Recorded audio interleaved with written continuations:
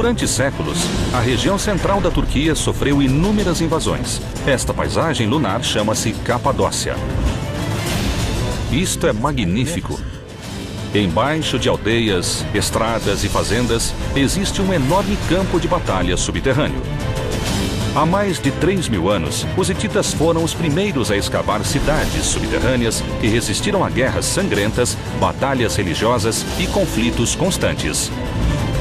De túneis que ocultam armadilhas, As lanças golpeavam a cabeça do inimigo. não era nada bonito. Às raízes clandestinas do cristianismo, Este foi o primeiro mosteiro do mundo e é enorme. Há 200 igrejas nesta região. e às ruínas de uma avançada civilização pagã, a Capadócia tem segredos em cada caverna. Vamos subir e olhar. E em cada curva. Parece uma colmeia com uma rede de túneis que vai para todas as direções. Os sinais das antigas batalhas ficaram enterrados por mais de 3.000 anos. Vamos retirar as camadas do passado para revelar as cidades ocultas nos subterrâneos secretos da Capadócia.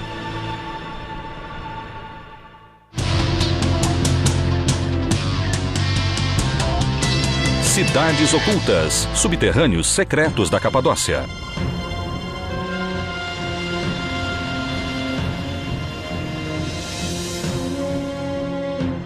Durante milhares de anos, esta região foi invadida por impérios. Mas, sob as aldeias singulares e o terreno estranho, estão ocultas grandes cidades subterrâneas que datam de 4.000 anos atrás.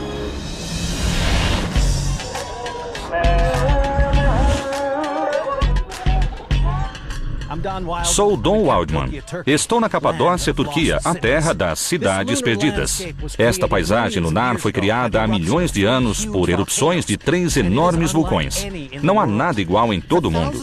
Há milhares de anos, a rocha vulcânica macia é escavada, criando uma imensa metrópole sob o solo. Existem mais de 260 quilômetros de castelos fortificados, igrejas secretas, calabouços e cidades subterrâneas, onde as pessoas se defendiam de exércitos poderosos. Durante gerações, o segredo dos subterrâneos foi guardado, mas quando o mundo moderno colide com o antigo, os mistérios obscuros são revelados. A região da Capadócia fica a 320 quilômetros ao sul de Ankara, a capital da Turquia, na região desértica central da Anatólia, a enorme península que se estende por quase todo o país. Esta região sempre foi palco de atividades misteriosas, desde supostos campos magnéticos com poderes curativos a avistamentos de OVNIs que datam de milhares de anos. Hoje, esta paisagem singular é um importante destino turístico, mas este terreno esconde um outro mundo. Por toda a região, centenas de cidades e fortalezas subterrâneas interligadas criam uma das maiores redes subterrâneas do mundo. Aqui, civilizações lutaram até a morte e religiões secretas floresceram. Vamos explorar os mistérios ocultos nesta região de aparência insólita. Nossa primeira parada é nesta torre rochosa chamada Uçhisar. Esta grande rocha, toda escavada por túneis, é uma das cidadelas mais antigas e importantes. Isso é incrível.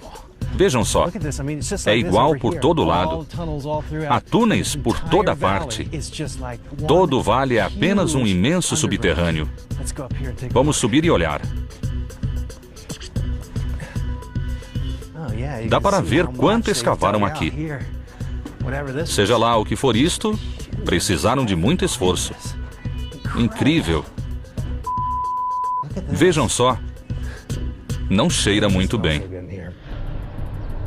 3.500 anos atrás, esta era uma das maiores fortalezas da região, essencial para a sobrevivência em época tão brutal, um tempo em que uma guerra entre tribos arrasava aldeias inteiras.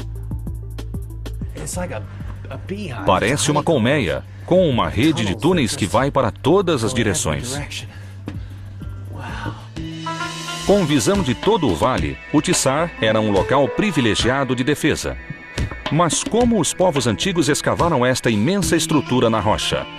Para descobrir, temos de voltar milhões de anos no passado, quando erupções vulcânicas criaram esta paisagem lunar. Durante milhões de anos, os 3 maiores vulcões da região expeliram lava sobre a Terra. As primeiras erupções deixaram uma camada de rocha macia chamada tufa. As seguintes deixaram uma camada de basalto, uma rocha mais dura que retardou a erosão da tufa. A chuva e o vento fustigaram e erodiram a tufa, criando grandes platôs e formações rochosas em chaminés. A tufa é macia e fácil de escavar. Mas por que escavar uma cidade em vez de construí-la na superfície? A história sangrenta da Capadócia nos dá uma pista. A Capadócia sempre foi um território cobiçado e perigoso, situado no centro das principais rotas comerciais que ligavam os grandes impérios do mundo, da China, Índia e Egito, no Oriente, à Grécia e Roma no Ocidente. Quem controlasse a Capadócia controlaria também as riquezas que por ali passassem. Romanos, persas e mongóis travaram guerras sangrentas pelo controle da Capadócia. Era um dos locais mais perigosos para viver. A população local era quase sempre numericamente inferior e tinha menos armas. Para se defender, tiveram de criar outro mundo embaixo da terra. A rocha de tufa macia formada pela lava vulcânica era fácil de escavar. E a camada superficial de basalto oferecia proteção. Então, os capadócios começaram a cavar. No início, eram simples abrigos de pedra, mas com o tempo tornaram-se imensas cidades subterrâneas, como o Tissar. Algumas dessas cidades comportaram até 20 mil pessoas durante 25 séculos, até o início do século XIV. Esse mundo escondido salvou seus habitantes, mas no século XIV, com o Império Otomano, as cidades começaram a florescer na superfície e os subterrâneos foram bloqueados e esquecidos. Nos anos 60, alguns moradores começaram a explorar os túneis sob as casas. Havia boatos da existência de subterrâneos antigos, mas ninguém imaginava sua vastidão. Mais de 200 cidades foram encontradas sob a Capadócia. Os especialistas afirmam que existem centenas ainda não descobertas. Estou em Urgup, a principal cidade da região. Aqui há uma moradora que conhece tudo a respeito da Capadócia, e nós vamos encontrá-la. Elvan. Olá, Dom, como vai? Bem, esta é sua cidade? Sim, Urgup é uma das principais cidades da Capadócia. Vejo que há uma formação rochosa dentro da cidade. Estão por toda parte, isto é só o começo. Elvan Osbey explora os subterrâneos há 20 anos e conhece como ninguém os segredos da Capadócia. Iremos a um local que não está nos mapas turísticos. Uma cidade subterrânea do primeiro império da região. O dos poderosos hititas. O Império Hitita foi um dos mais avançados da antiguidade. Seu povo reinou de 1700 a 1190 a.C.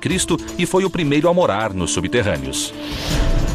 Não se sabe ao certo de que teriam medo, mas documentos antigos falam de invasores chamados de Povo do Mar.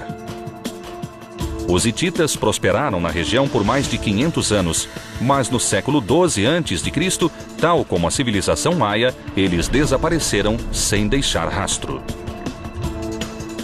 Os subterrâneos foram seu último refúgio. Vamos visitar uma de suas primeiras cidades ocultas. Elvan levou-me a Göthe-Toprak, um local que poucos puderam ver. Os aldeões sempre souberam de sua existência, mas só agora foi descoberta pelo resto do mundo. Aonde estamos indo? Vamos subir até lá. É a entrada original da cidade subterrânea. É mesmo? Então as cavernas se estendem por toda essa rocha? De fato. E os moradores dizem que onde houver essa formação rochosa há cavernas e túneis. Que interessante. Então esta é a entrada? Esta é a entrada e é original. É mesmo? Isso é muito raro. A maioria das entradas desabou.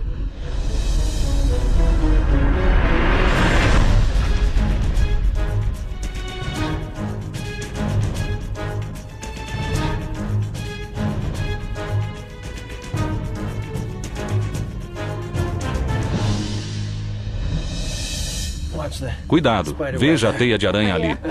Bem que eu lhe disse que não está aberta ao público. Há uma grande sala aqui. Nossa, olha só. Veja os morcegos. Bem ali. Surpreendente. Exceto pelos caçadores de tesouros que vasculham a região em busca de objetos hititas, a cidade permanece intocada. Elvan disse que a construção primitiva prova que é uma das cidades mais antigas. As técnicas se aprimoraram à medida que as ameaças obrigaram os capadócios a penetrar cada vez mais no solo. Quando tribos rivais ou o misterioso povo do mar se aproximava, as pessoas deixavam as casas e iam para os subterrâneos. O que são esses buracos? São poços para armazenar água. Havia 2 tipos de poços. É mesmo? Estes são poços secos, onde a água era armazenada. A água era trazida até aqui? Sim, trazida e armazenada aqui. Era derramada aqui dentro? O outro sistema é chamado de poço molhado. Eles construíram canalizações que traziam a água para a cidade subterrânea e a derramavam nos poços. Era como um sistema primitivo de aqueduto? Isso. Havia água, poços de ventilação e muitos suprimentos. Mas isso não bastava. Era preciso se proteger. Nesses túneis estreitos que se esgueiram por entre as salas subterrâneas estão os restos de um antigo sistema de defesa usado durante os cercos. Há outra defesa aqui, uma pedra que era rolada. A próxima sala era importante. Pedras de até 1 tonelada eram roladas até as entradas para impedir o acesso à cidade. Era simples e brilhante. Como eram redondas, poucos homens bastavam para rolar as pedras do lado de dentro. Mas do outro lado, nem mesmo um exército poderia movê-las. Este foi o primeiro sinal da complexidade das cidades subterrâneas. Quantos homens terão morrido nestes túneis? Aqui há uma pedra encaixada no lugar. Foi rolada para bloquear a passagem e está aqui há uns 3.000 anos. Ninguém é capaz de movê-la. Pelo menos, eu não consigo. Olhando pelo buraco, vemos que o túnel segue adiante. Mas não podemos ir até lá. Já encontramos sinais de um campo de batalha subterrâneo e inventivas obras de engenharia hitita. Mas tudo isso é apenas o começo.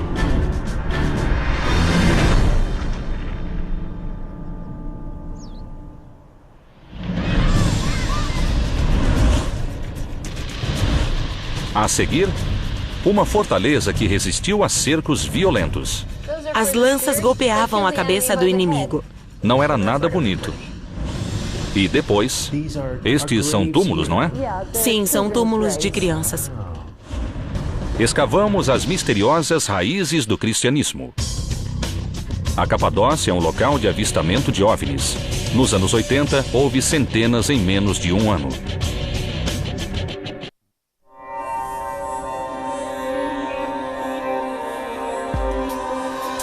Quatro 4.000 anos atrás, os hititas chegaram à Capadócia e em 1200 a.C. escavaram o solo vulcânico criando fortes militares.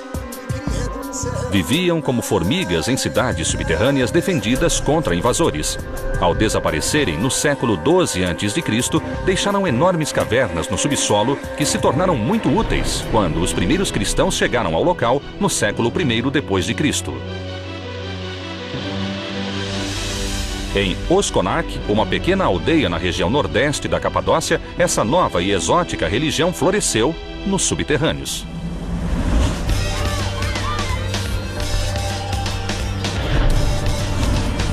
Mais uma vez, encontramos Elvan, que conhece bem os subterrâneos da Capadócia. Oskonak é a terceira maior cidade subterrânea da Capadócia e o governo local fechou a entrada para impedir saques. Esta é a entrada. Vamos. Mas recebemos permissão especial para entrar e descobrir o que estão protegendo.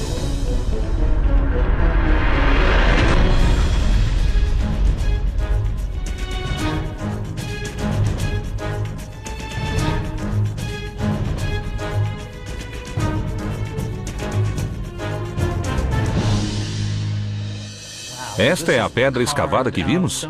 Sim, estamos no primeiro nível do subsolo, que era usado como estábulo. Certo. Traziam os animais para cá e os prendiam aqui. Eram presos com cordas. Eram amarrados. Foram escavadas na rocha. Isso mesmo. O que são estas aberturas? Eram para a alimentação. Entendi. Este era o prato deles. Isso é muito prático. Muito prático. Punham feno para comerem. Nossa, veja só. Há um espaço acima. Espaço acima, espaço abaixo. Abaixo. Por toda parte. Era para a ventilação. Parece não ter fim. Isso. Estamos no primeiro subsolo de uma cidade com diversos níveis. Os animais ficavam aqui. As pessoas ocupavam o segundo nível, 5 metros abaixo do solo. Mais de 3.000 pessoas podiam viver neste imenso complexo. Era uma versão antiga de um abrigo contra bombardeios. Eles se esforçaram para construir algo tão profundo e tão vasto. A ameaça devia ser enorme. Quando os árabes atacaram pela primeira vez, jogaram arbustos em chamas nos poços. Nos poços de ventilação? Isso. Quem estava nos primeiros níveis morreu devido à fumaça. Então decidiram ir mais fundo, pois precisavam de mais proteção a cada ano. A ameaça militar aumentou e os subterrâneos também? Foi isso que ocorreu. Tudo começou no século I depois de Cristo, quando os cristãos usaram os subterrâneos para fugir da perseguição dos soldados romanos. No ano 303, começou a mais violenta das perseguições. Milhares de cristãos por todo o império foram caçados e mortos. Mas esse não foi o fim. Os exércitos árabes muçulmanos também perseguiram os cristãos, mas encontraram as aldeias vazias. 3 túneis secretos e passagens sob as casas permitiram que os cristãos ficassem em segurança.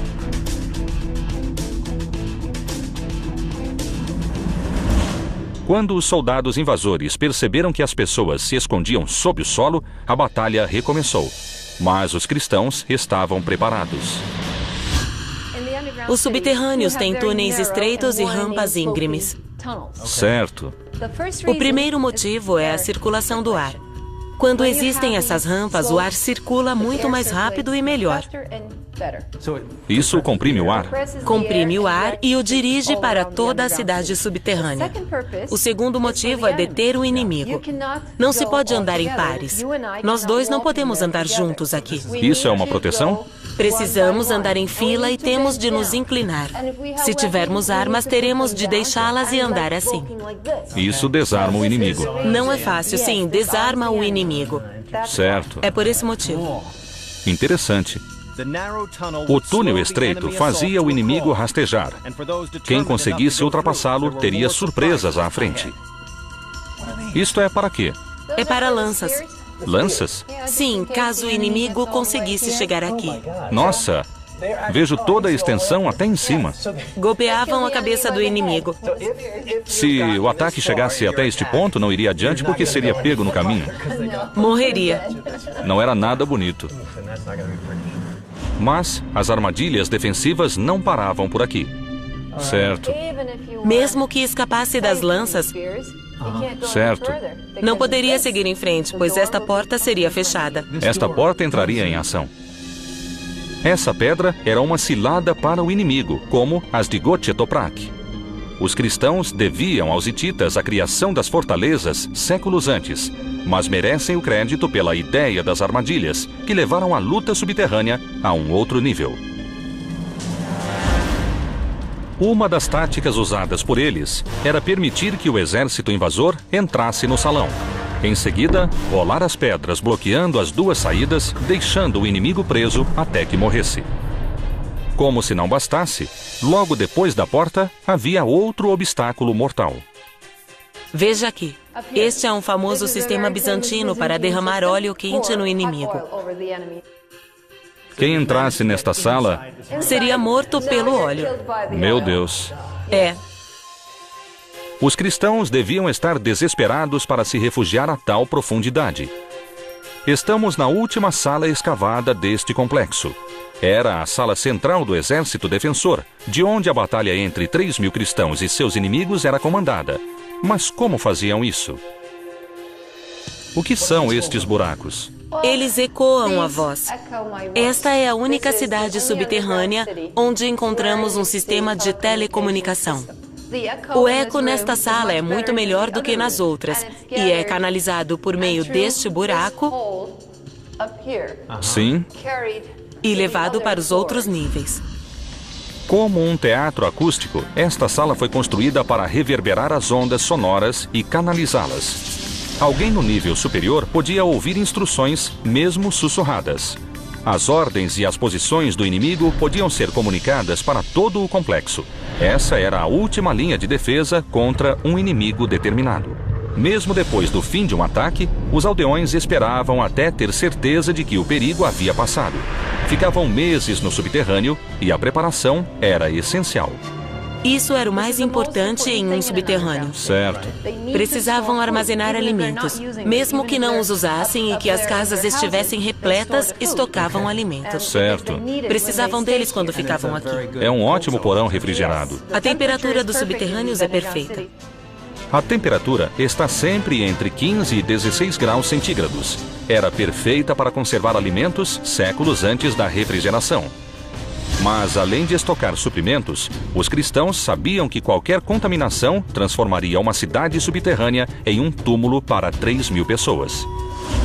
Isto é calcário. A maioria das cidades subterrâneas tem as paredes pintadas com tinta calcária. Sei. Quase todos os lugares, como despensas, cozinhas, lugares que exigiam higiene, tinham paredes pintadas com tinta calcária. Pode-se ver o calcário nesta cidade. A rocha de tufa vulcânica que criou a paisagem da Capadócia lasca com facilidade. Suas partículas enchem o ar e cobrem tudo com uma camada de pó de tufa. Pintar as paredes de despensas, cozinhas e até de hospitais com tinta calcária era higiênico e impedia a contaminação.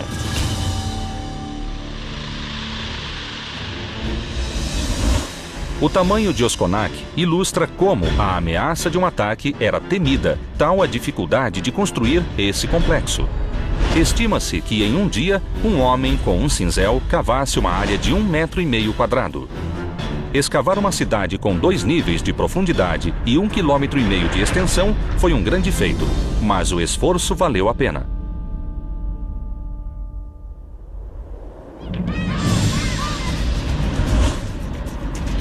A seguir, nossa, é magnífico. Igrejas subterrâneas secretas. Nossa, isto é realmente maravilhoso. E depois, vamos descer. Visitaremos uma obra-prima da engenharia subterrânea. A lenda mais famosa da Capadócia. Existe uma cidade alienígena na Turquia? Acesse nossa página em history.com/cities.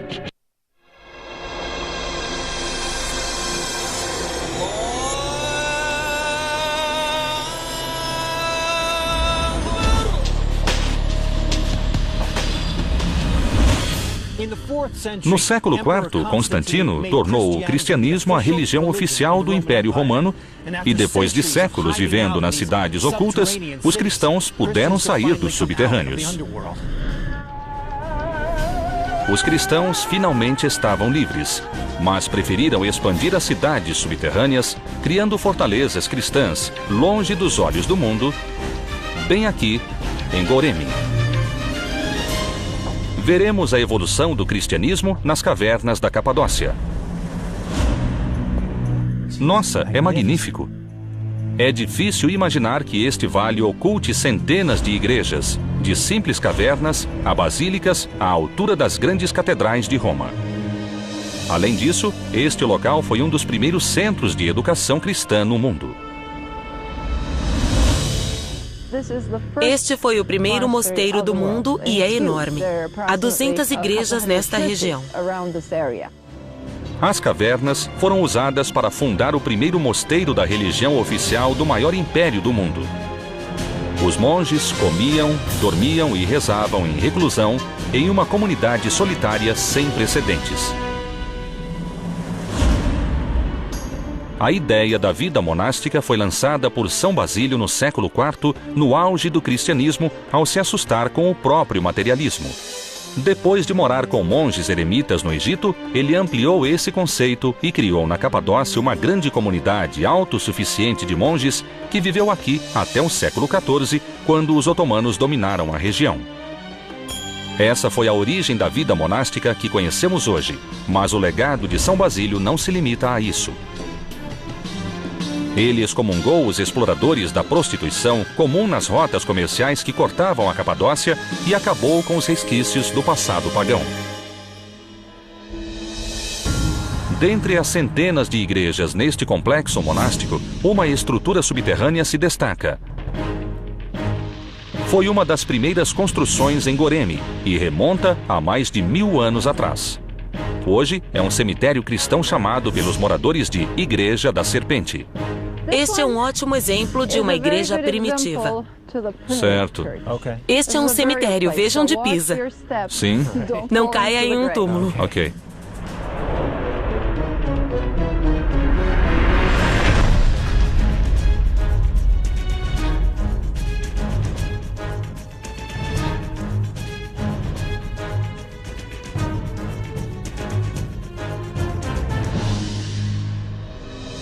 Estes são túmulos?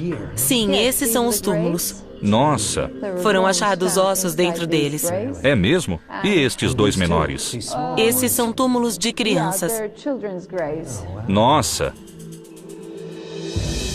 Isso prova que uma comunidade cristã com homens, mulheres e crianças vivia neste local 10 séculos atrás. Mas como a estrutura resistiu ao tempo? Os cristãos do século XI já sabiam que não se podia cavar ao acaso. Por toda a região, era preciso colocar uma coluna ou muro de arrimo a cada 5 metros e o mosteiro não foi exceção. Esse código de edificação medieval garantiu que o mosteiro resistisse ao passar de 10 séculos. Depois de conquistar a Capadócia, os turcos otomanos ficaram impressionados com a engenharia das estruturas e, mais ainda, com os antigos afrescos nas paredes, que preservaram a história dos primeiros cristãos que moraram nos subterrâneos. Histórias famosas da Capadócia estão pintadas na parede. Foram extraídas da Bíblia, mas são histórias locais. Certo. Alguém pintou um afresco, mas não se vê o rosto, pois é muito primitivo. Esses túmulos e afrescos antigos são só uma amostra. Perto da Igreja da Serpente, há outra igreja com afrescos mais elaborados. Lindo! Não é bonito? É lindo! Esta igreja foi construída na mesma época da Igreja da Serpente, mas seus afrescos são posteriores e mostram a evolução da arte cristã.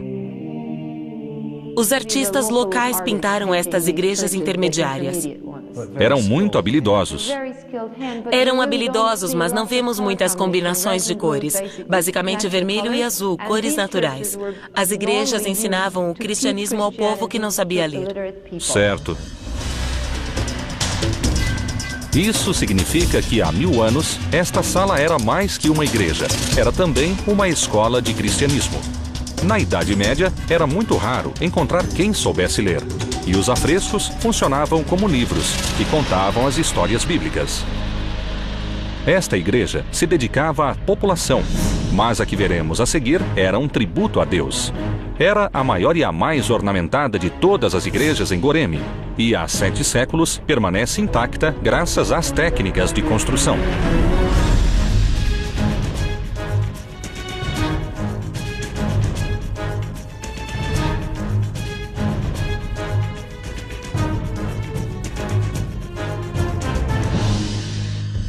Nossa! Isto é maravilhoso! Tem muito mais sofisticação, detalhes e cores. O teto é alto. Como é linda! Sim. Isto é espetacular! Esta parte da igreja data dos séculos XI e XII. E estes são os afrescos que têm histórias bíblicas da vida de Jesus, do nascimento à crucificação. Há tantos detalhes. Foi preciso muito trabalho. Os afrescos nos tetos e paredes desta igreja subterrânea equiparam-se aos das igrejas bizantinas. Alguns dos grandes artistas vieram de Constantinopla para pintar esses murais espetaculares. Mas a engenharia usada para construir esta igreja é ainda mais surpreendente. A arquitetura é de catedral. É mesmo. Tem profundidade e altura. E existem camadas duplas de colunas e nichos. Sei. Cuidaram dos menores detalhes. Exato. Esta igreja assemelha-se às do Império Romano do Oriente. O oratório em arco na extremidade simboliza a entrada no reino de Deus. A área central de orações é sustentada por 4 colunas e há 2 áreas laterais menores. O projeto é similar ao das igrejas de Constantinopla, mas esta foi escavada inteiramente à mão.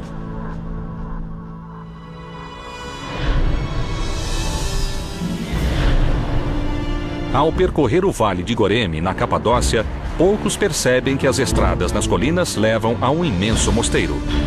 Os subterrâneos ocultam escolas cristãs, grandes basílicas e campos de batalha pagãos a mais de 5 metros abaixo do solo.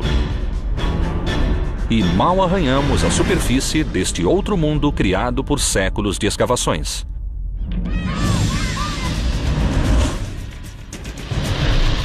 A seguir, a tecnologia subterrânea antiga que inspirou obras-primas da engenharia. E depois, um segredo recém-descoberto na Rota da Seda pela primeira vez na televisão. Nossa, tem um mundo aqui. Istambul é a única cidade do mundo dividida entre 2 continentes, Europa e Ásia.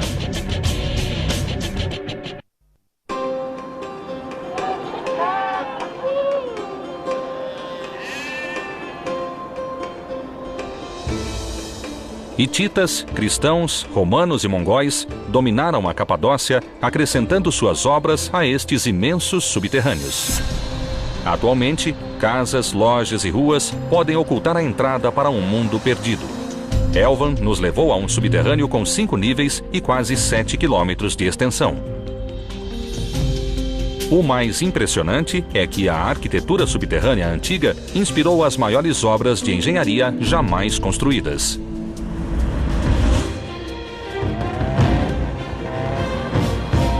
Mehmet Osman Bacholo, prefeito de Argnas, uma aldeia próxima à cidade de Kayseri, será nosso guia. Vamos descer. O melhor modo de descer é passar pelo porão da casa em que nasceu um dos mais influentes arquitetos do mundo. É aqui? Seu nome era Mimar Sinan. Você primeiro. Obrigada. Nossa!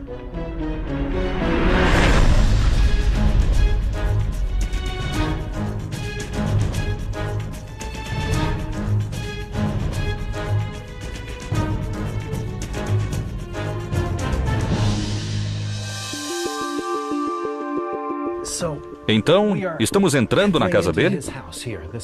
Era aqui que ele morava? Dizem que foi aqui que ele abriu os olhos e viu estes arcos. Estes arcos? É. Eram detalhes da casa. Os arcos são importantes porque influenciaram toda a vida dele. Mimar Sinan, nascido em 1489, construiu alguns dos monumentos mais impressionantes do Império Otomano. Um dos mais famosos é a Mesquita de Suleiman, com 50 metros de altura. É a maior mesquita de Istambul e tem um dos maiores domos com vão livre do mundo. Um prédio desse porte não poderia ter sido construído sem a engenharia encontrada no subsolo da casa onde Sinan nasceu, um sistema de arco triplo. Esse sistema parte do arco romano simples. O peso acima é distribuído para os lados. Como os 3 arcos compartilham o eixo central, a capacidade de sustentação de peso também triplica. É um sistema simples e engenhoso que extrai o máximo de uma única coluna. Mas por que o arco triplo foi usado aqui? Esta cidade subterrânea é uma das mais novas habitada pelos romanos no século II. Cada nova geração ampliou a cidade acima e abaixo do solo. Temerosos de que o mundo da superfície desabasse sobre o subterrâneo, usaram arcos triplos por toda a construção.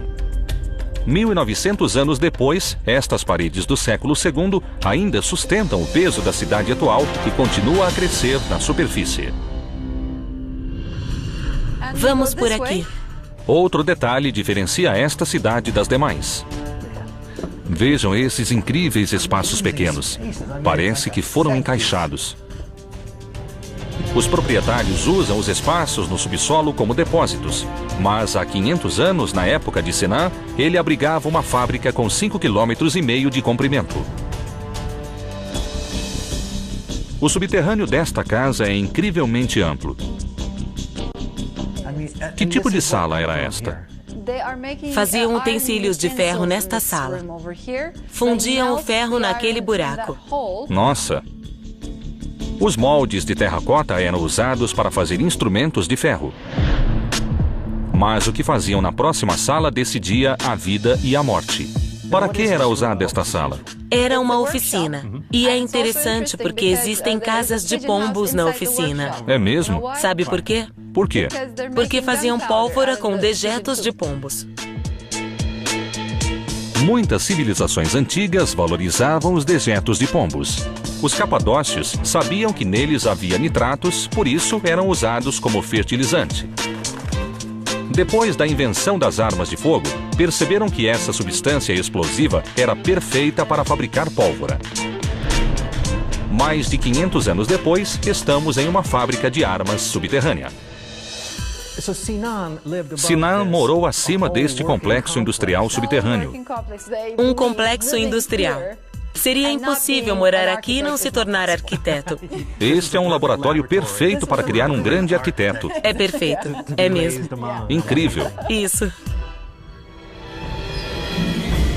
O que foi uma escola perfeita para mimar Sinan é hoje uma valiosa cápsula do tempo.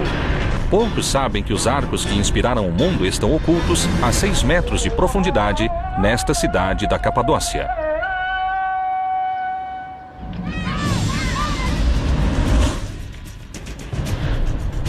A seguir, um hotel de luxo subterrâneo do século XIII.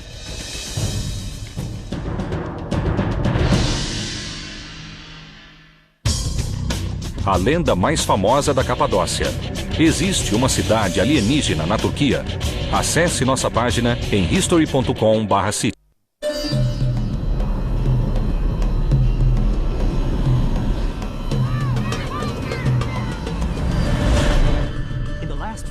Nos últimos 50 anos, foram encontradas 200 cidades subterrâneas na Capadócia. Novas descobertas são feitas a toda hora. Há pouco, os arqueólogos acharam outra cidade perdida, mas não foi um achado comum. Ela pode ser a maior e a mais sofisticada cidade subterrânea da Turquia. Ainda está sendo escavada e pode mudar a história. A cidade subterrânea descoberta sob Gaziemir, no extremo oeste da Capadócia, é diferente de todas as outras.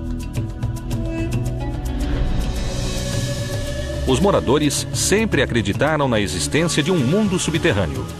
Quando o governo autorizou a escavação durante 3 semanas, eles iniciaram o trabalho e subitamente voltaram 7 séculos no tempo, até os perigosos dias da Rota da Seda.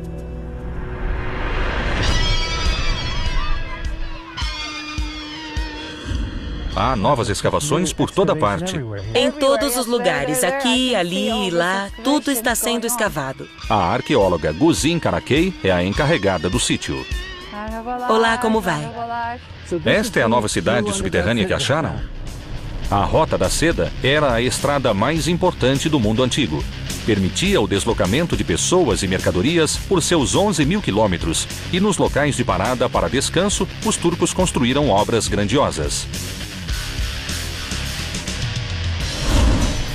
Sob Gaziemir, encontra-se um Caravanserai, um hotel luxuoso do mundo antigo. Os especialistas estimam que esta construção date de 800 anos atrás. Esta parada foi desativada no século XIV e depois esquecida, até ser revelada pela escavação como mais uma peça do passado da Capadócia. Tudo isto era subterrâneo. Seremos os primeiros a ter acesso a este mundo desconhecido. Vamos lá.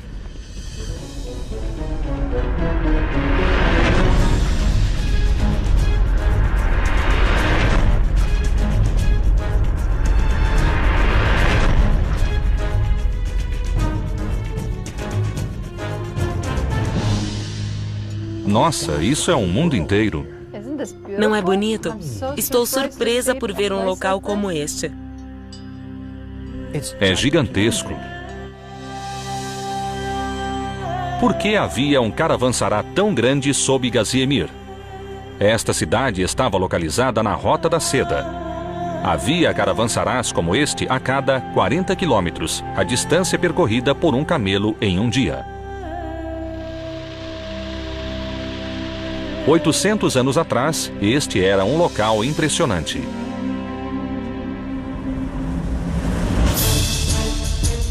Viajantes de todo o mundo entravam pelos portões bem guardados, pois a segurança sempre foi uma grande preocupação. No interior, havia estábulos para animais, depósitos para mercadorias, alojamentos para pernoite, banhos, uma sala central de alimentação e áreas para negociar.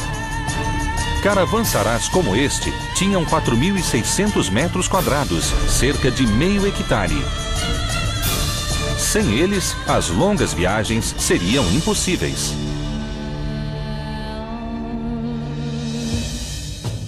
Fontes, banhos e salas onde vinho e comida eram servidos faziam valer o alto preço pago pela hospedagem. O que é isto? Isso é uma rolha de cortiça. Isso mantinha o vinho em bom estado? Sim, esta é a rolha. Que bonita! Mas a vida luxuosa era apenas um refúgio temporário do mundo exterior. No século XIII, esta região era pouco explorada. Este hotel luxuoso ficava em meio a uma zona de guerra. A maioria dos habitantes morava em cidades subterrâneas, e os viajantes da Rota da Seda também precisavam de segurança. O Império Romano do Oriente fora enfraquecido pela Quarta Cruzada. Tribos muçulmanas turcas infiltraram-se na área e travavam lutas constantes entre si e contra todos. As invasões mongóis eram uma ameaça, e havia ainda as gangues de salteadores que roubavam os valiosos camelos e suas cargas. Dom, veja isto. Não é como os outros túneis que visitamos. Não, nem um pouco. É imenso. Os túneis são realmente grandes. Os túneis funcionavam como corredores e tinham 3 metros de altura, pois os camelos asiáticos usados na Rota da Seda tinham 2 metros de altura e pesavam 680 quilos. Divide-se em 2 aqui. Os camelos e os animais iam por aqui, pela rampa. É um túnel grande e amplo. Viajantes de todo o mundo, ricos mercadores e seus camelos, descansavam aqui depois de um longo dia de viagem. Neste pátio, as mercadorias eram descarregadas e os animais eram abrigados. Os animais eram valiosos e bem cuidados nos caravançarás. Veterinários, fabricantes de selas, ferreiros e tratadores trabalhavam aqui. Esta sala ficava repleta de camelos? Acho que era assim mesmo. Isto parece um osso. É uma mandíbula. É mandíbula de camelo. Um maxilar. É um tanto repugnante, não? É do século XIII? Sim, deve ser. Vou deixá-lo aqui. Este é o único sítio arqueológico da Capadócia onde ossos de camelo foram encontrados. Com apenas 3 meses de trabalho, os arqueólogos já encontraram relíquias únicas. E só uma pequena parte deste caravançará sob Gaziemir foi escavada. Não se sabe o que mais encontrarão. Por enquanto, apenas a lama separa o passado do presente. Como antigas cápsulas do tempo, os subterrâneos preservaram o passado misterioso da Capadócia, desde a vida difícil no Neolítico até as guerras brutais da Idade Média. Hoje, como seus ancestrais, os moradores voltam a essas cavernas antigas e as transformam em hotéis e casas luxuosas. Na próxima reforma, ao derrubar uma parede ou cavar um poço, que segredos encontrarão ocultos nas cavernas da Capadócia?